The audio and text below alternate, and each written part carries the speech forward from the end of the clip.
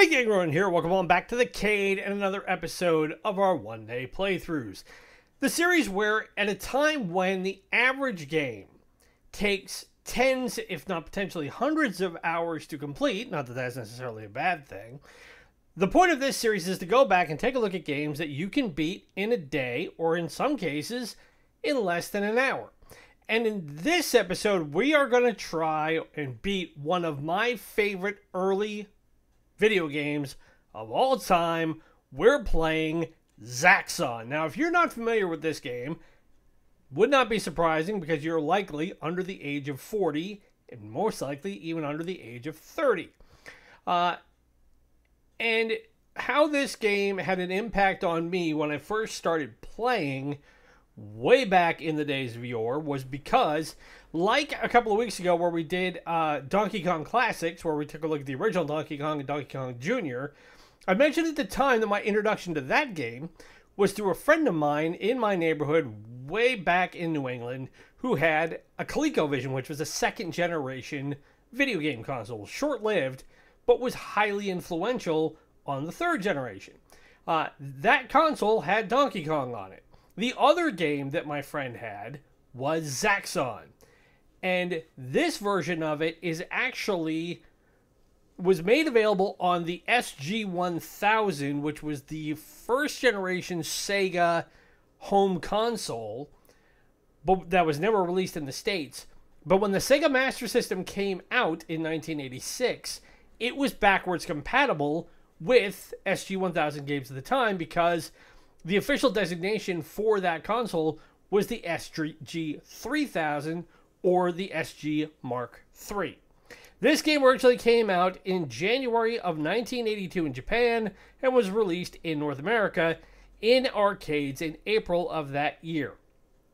And if you go to most arcades of any repute nowadays, any retrocades, including this one, obviously, they will have a Zaxxon console there. And the reason why this game was so revolutionary for me is because it was the first time I ever saw a game with an isolinear design. So let's get into this. It's a game that I've said this countless times. The simplicity of it belies the complexity of it. Now, this game actually only consists of 2 levels. But getting through these 2 levels is a lot harder than it looks. Now, you see how everything's kind of creeping along here. All you have available to you is your front-facing cannon. And as you're going through this game, what you need to be doing is you've got to be hitting these oil drums that you see in orange and avoiding those missiles. Because the key gauge you have to worry about is that fuel gauge you see under your score. As you fly through these levels, that fuel gauge will continue to drop. If you take out the fuel tanks that are here on the ground, they will stay, that tank will stay up. But the other thing you have to keep in mind is that you can go up and down as well as left and right. And it handles your fighter just like a conventional aircraft. If you push forward on the stick, you can go up in altitude, and then if you push down, you'll see your altimeter will drop. That is extremely critical to get through this game. But you see I've got about 3/4 of a tank of fuel left.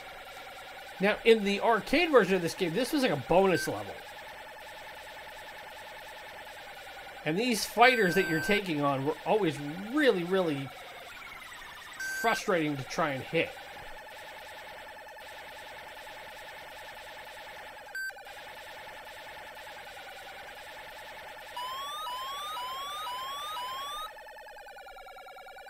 But you see now I am very much running out of fuel.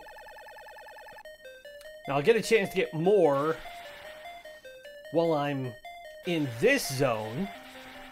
But your laser cannon can act very much as a rangefinder for you to determine if you're going to make it over a particular wall or not. And I thought I'd cleared that gap, and obviously I didn't. Now this, like many arcade games of the time, can be fairly unforgiving. You only have 2 lives at your disposal.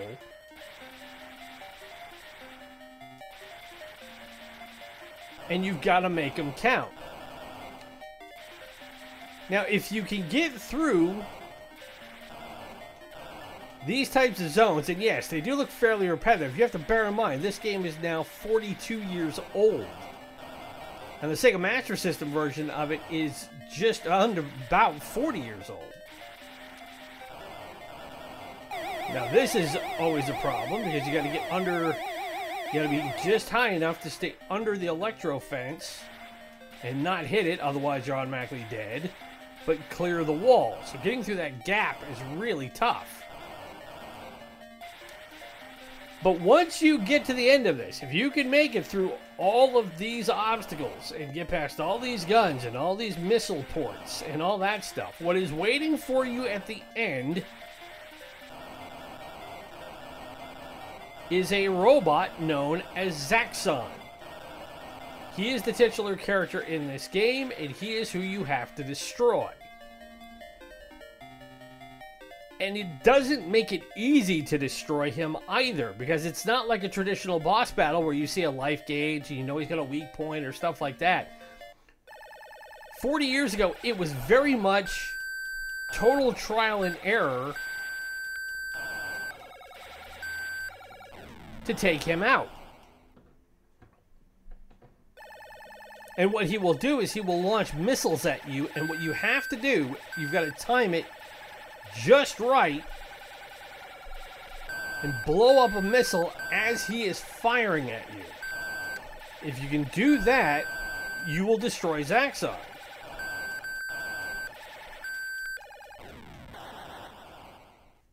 But we didn't make it through this part of the level, so we're going to have to try and start over. But this game was ported to so many different systems when it came out. Like I said, it came out on the arcades, it came out on the ColecoVision.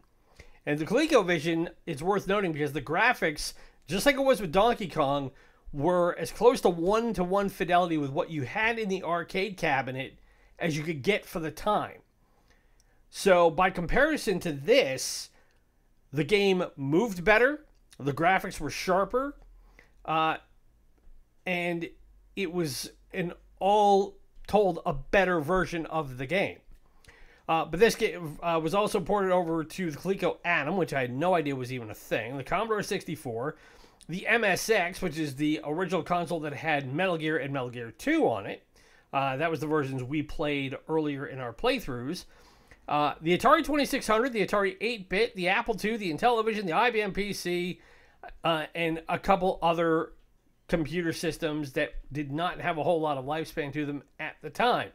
It was never ported over to the Nintendo Entertainment System. It was never officially ported over to any other next-gen consoles, although it was included as a special feature in the Ultimate Genesis Collection and the Sega Genesis Collection for the PlayStation 2 and the Xbox 360 and the PlayStation 3, respectively. Although the Sonic's Ultimate Genesis Collection, it's an unlockable game.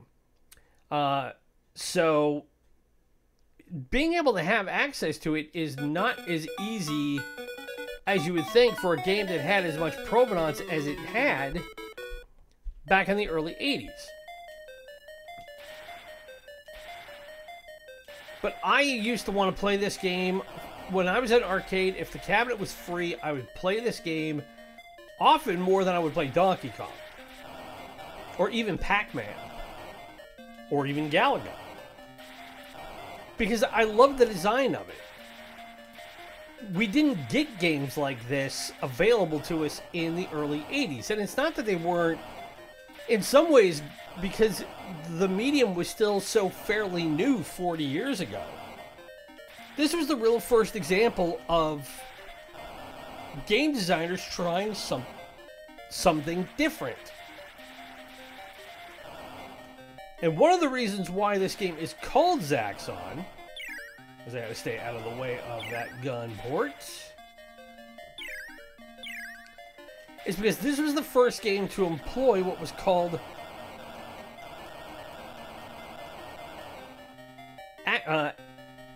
Isometric projection, which is what lent its name being called Zaxxon. Now, essentially what it is that it's an isometric design. So it's the reason why we are going at an angle here through this game. This was the first game to adopt this sort of design platform. So if you think about it in terms of what was available, or what's available nowadays in like a game engine,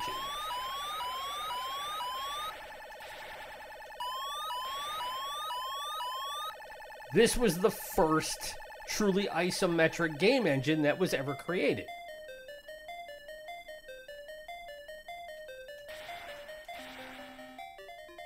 Which was both innovative and highly radical. Ooh, and I had ran out of fuel, which is why I kissed the wall.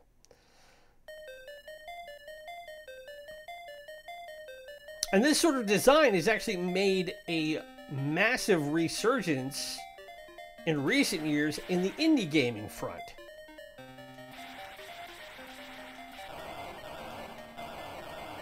Which tells me that there are people who either played this game or are aware of the history of it.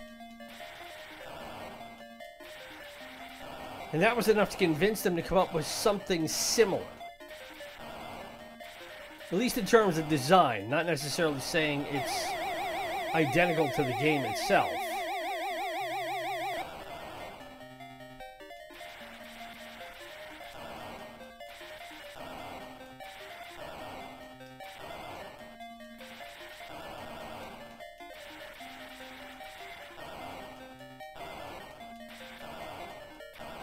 Now, because this game moves at a slightly different velocity than what I'm used to,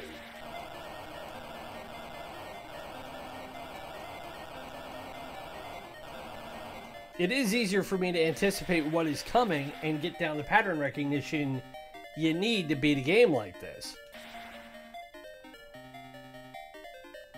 Now, if you manage to beat Zaxxon,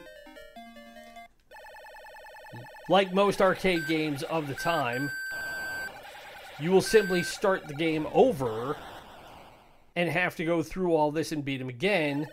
I don't know in this variation of it if the difficulty gets any harder or easier. Ah! But you gotta have quick reflexes, that's for sure.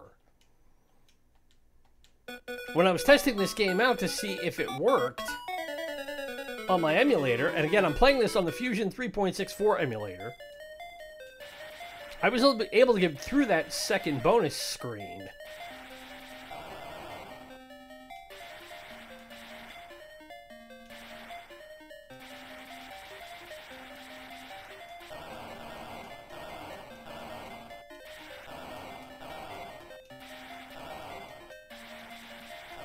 Now, to New Age gamers, I can already feel you guys pushing back on me, going, why in the world would I waste my time playing a game that looks this crude and is this rudimentary? And I have a ready retort for you, which is, this is the best we had 40 years ago. Even though this game came out later, as it was ported over, like I said, to the Sega Master System. Ah, so I landed right on that gun port.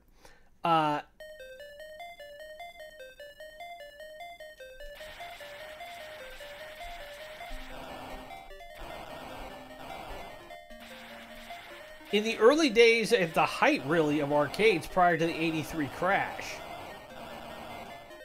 games like this were the best we got. In fact, they were all we got.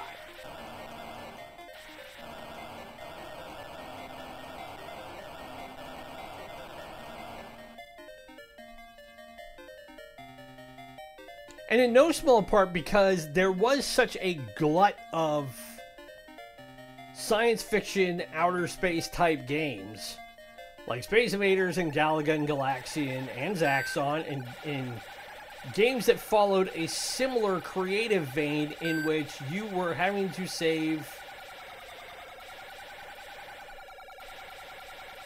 humanity or something from an invading alien species, or in this case, a giant robot.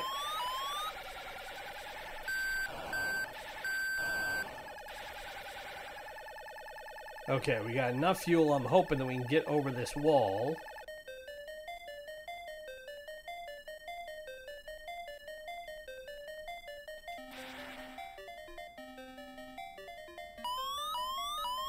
Yeah, I hear you.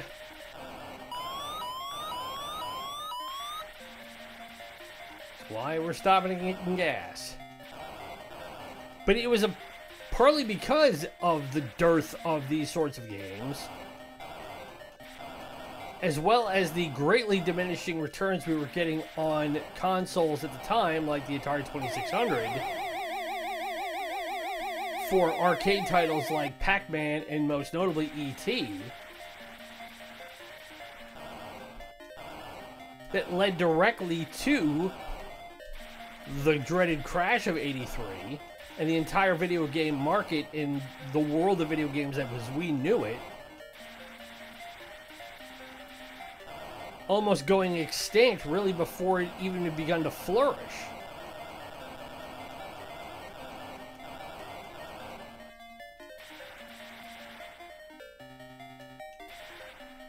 And it was because Atari had to take a demonstrative step back, and it allowed for companies like Nintendo and Sega to step into that void and come up with new gen systems.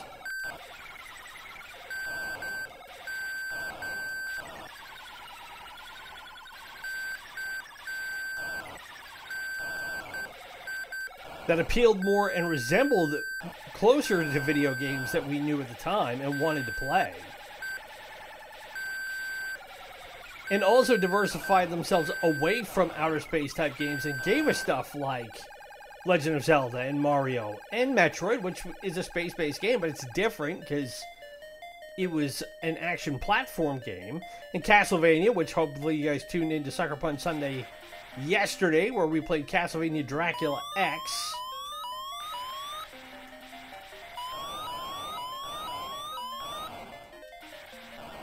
For the Super Nintendo.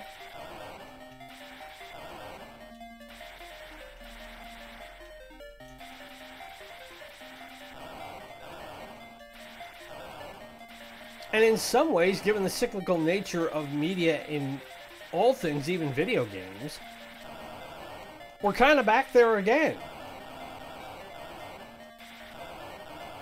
The industry is at very much a critical tipping point.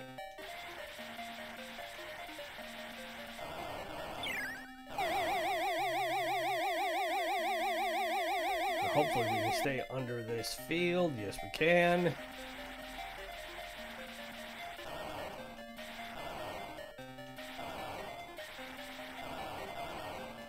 Now, if we can make it to Zaxxon, you will see he doesn't look like much. He's just kind of a big lump of polygons with a missile sticking out of his gut.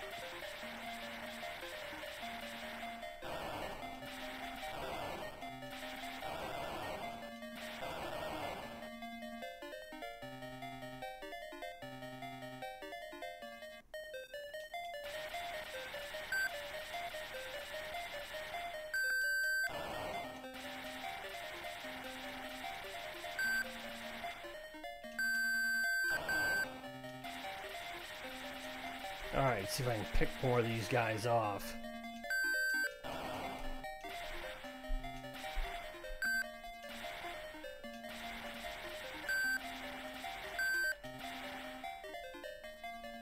Nope, not quite.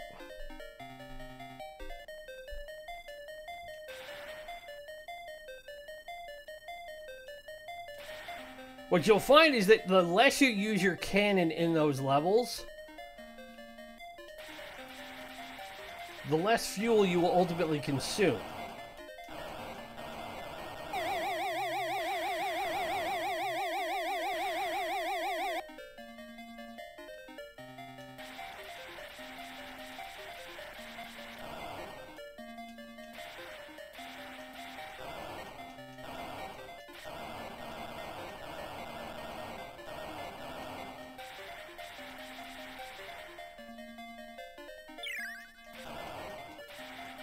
think we've reached the big guy.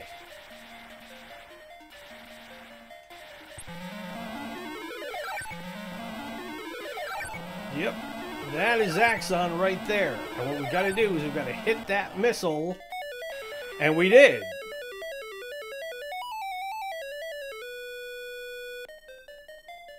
So we managed to defeat Zaxxon. Like I said, it's not super difficult. It's just a matter of timing. And in this version of the game, it is considerably easier than it is in the arcade game. Because in the arcade version, and even in the ColecoVision version, Zaxxon not only is a lot bigger, but he tends to launch that missile out of his gut a lot faster. And it's a lot harder to avoid. So really, it's fairly anticlimactic in this version of the game to get there and beat him. It's more about the destination than or more about the journey than the destination, I should say. And then, obviously, we recycle our way through it, but now you see it's round 2. And the layout stays consistent. What I'm curious about is whether or not... Well, I still got taken out there by that gun port. Whether or not the enemies are any more difficult.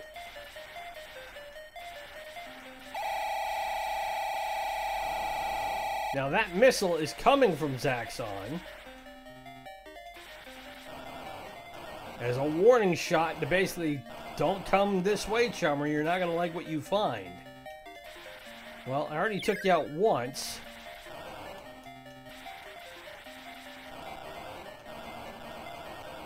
Don't think I can't take you out again. Now, they did do a couple of sequels to this game. When the Master System came out in the US, they released a version called Zaxxon 3D, but you needed to have an add-on to the game, to the console, which was essentially called the Sega Scope 3D, and it was a pair of 3D glasses. And I'm not kidding. 3D was still even more of a fad in 1980, in the mid to late 80s even, than it was when they tried to bring back 3D TV and stuff in the mid to late aughts. Thanks to the advent of high-definition TV. If you try to play that game without those glasses, it's impossible. And I can say that as somebody who was testing it to see if it might be a better version of this franchise to play today. It ain't. And then they did a version for the 32X that they called Zaxxon, but it's actually based on an entirely different franchise that bears no resemblance to this game whatsoever.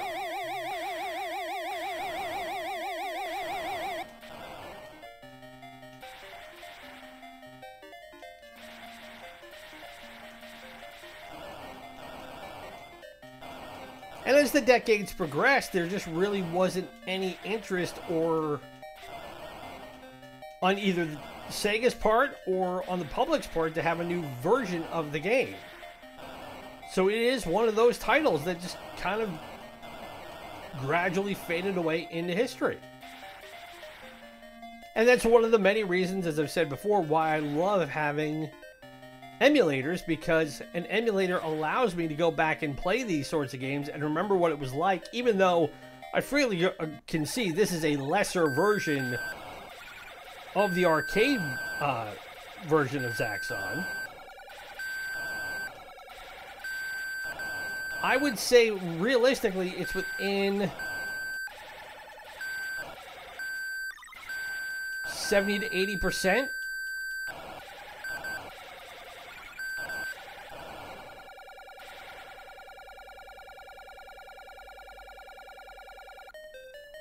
It has the basic design and functionality of the game down, which was always the trick in coming up with ports of popular arcade games at the time.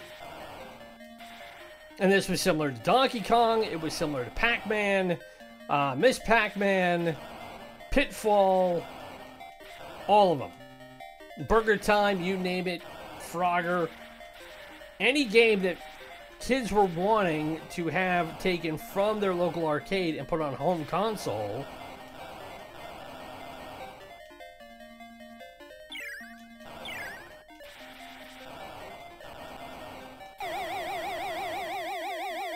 was always at least 20 to sometimes 60% lower in quality than what you got on an arcade cabinet.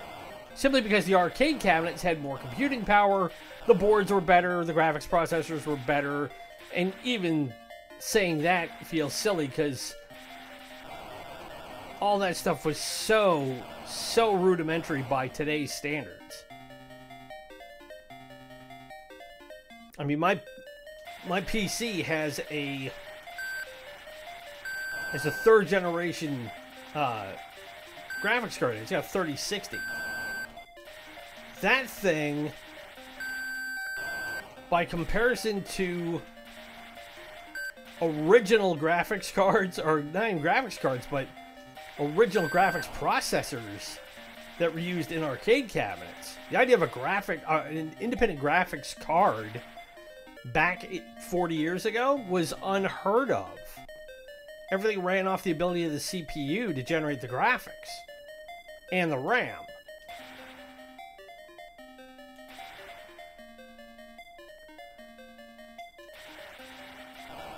Alright, so let's see if we can't take him out one more time here, because we're closing in on a half an hour.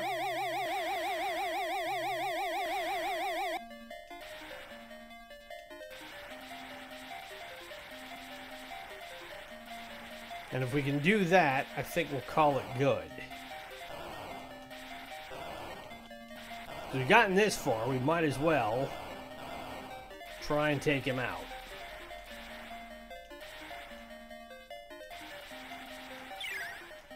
And here we are again.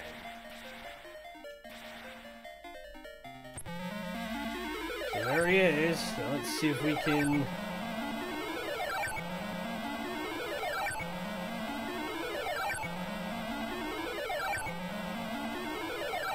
Can we hit that missile? And we did.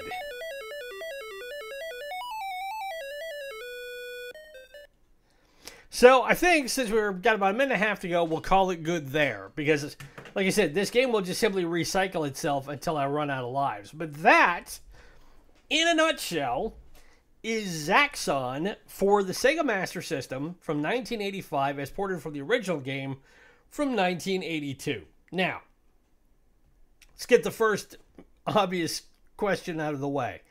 Is this a good game? Well, if you're an old fool like me and you can look at it through the lens of nothing more than nostalgia, you're going to find this game is as much fun as it was when you played it when you were my age at the time, which was 1982. I was 5. So, I've said it before and I've said it again. There is nothing on earth that tastes anywhere near as good as nostalgia. And that applies even to things you remember when you were a kid that has nothing to do with food. It takes you back to that time when you first realized something like this existed. And there are those key moments in your life where you have those moments that expand your horizon a little bit more. And you realize a little bit more potential of what is possible than you did before that. And that may seem overly philosophical to you, but if you know, you know. And that can apply to any sort of media that you have consumed in your life, from books to music to movies to video games to just general art. You go to a museum and you see a painting that you've never seen before, and you just know instinctively it just broadens your horizons of the idea that somebody created this thing and it has that sort of an impact on you. It's never a bad thing. And for me, Zaxxon has that built into it. But is it ultimately a good game by modern standards? No. like I said, it's extremely crude. It's very repetitive. You couldn't get away. You couldn't even try to make a game like this today. Not in that you couldn't do it design-wise. If somebody did an updated version of Zaxxon, I think it would actually do really, really well. But you would have to have a lot more to it. It would have to have a lot more structure to it. You couldn't make the levels quite as repetitive. You've got to be able to put in... It's got to have an adaptive engine to it. You've got to be able to have it in a lot of ways like you would with like another isometric game like Diablo. The thing that made Diablo so revolutionary as a role-playing game, and we talked about this when we did our playthrough, was that it was not only isometric, but it was also one of the first randomly generated games. It had the random generation built into it.